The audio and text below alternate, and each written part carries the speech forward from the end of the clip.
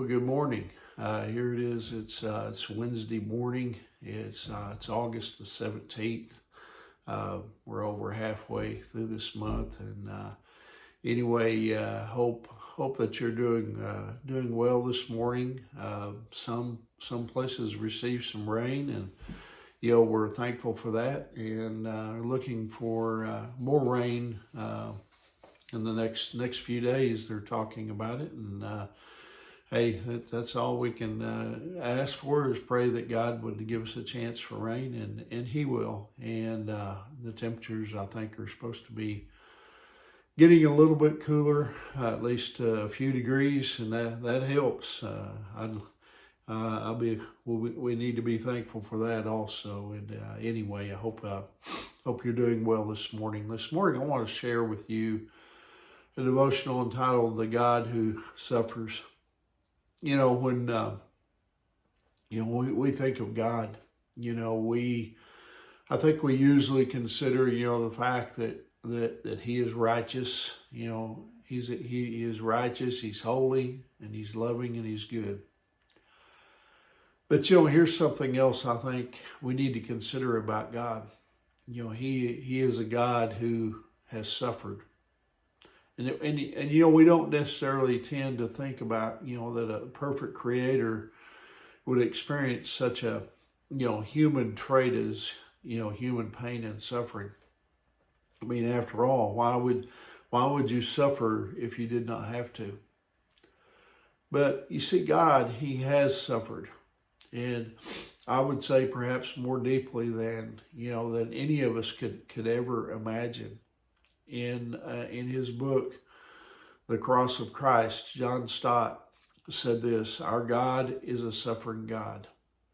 And I think he's right. I want you to listen to Isaiah's description of what Jesus, who was God in human flesh, went through at Calvary. Isaiah chapter 53, verses 3 through 5. "He is despised and rejected by men, a man of sorrows and acquainted with grief. Surely He has borne our grief and carried our sorrows. Yet we esteemed Him stricken, smitten by God, and afflicted.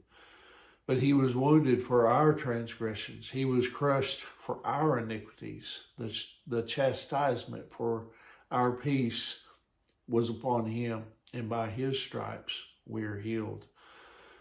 A man of suffering, as it said, that was Jesus. But why did God suffer? Well, because He loved, and He loves.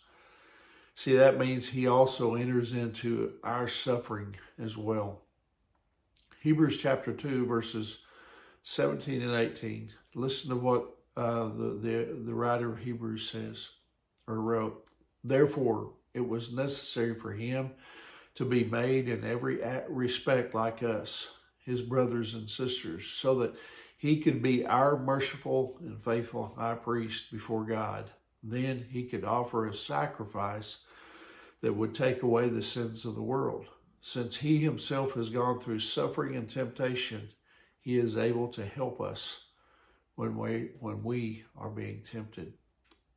You see, you are not alone in your suffering today. Whatever suffering or circumstance you're going through right now, you see, you're not alone. Jesus has been there. He's walked in your shoes, and He's here for you right now. All you have to do is call out to Him. I think so many times we don't realize, sometimes we fail to realize that how much power we have as believers when we're walking here on this earth. All we have to do is call out to Jesus, call out to God, and He's right there. He's there to walk through these circumstances. He didn't say that He was going to take them away. He said that He would walk through them with us. And with that promise, we have everything that we need. And so I hope that encourages you this morning. I hope that you have a wonderful, great day today. I hope that you're able to take advantage of the opportunities that God gives you to share with someone today. And remember, Angie and I, we love you guys. We're praying for you. And Lord willing, I'll see you tomorrow morning. God bless you.